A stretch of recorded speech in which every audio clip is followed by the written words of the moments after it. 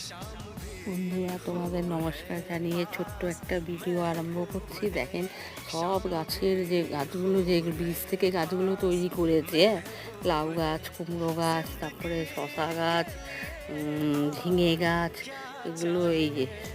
বাদাম গাছ, এই গাছের মধ্যে মানে যতগুলো গাছ দিয়েছে সব গাছের মধ্যে পোকা এসে সে কী অবস্থা করে দিচ্ছে দেখেন। তারপরে এই যে ডিমের খোসা, নিম খোল,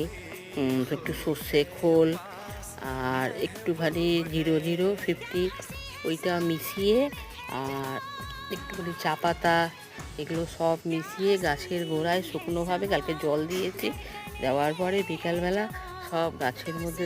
দিয়ে দিয়েছি একদম,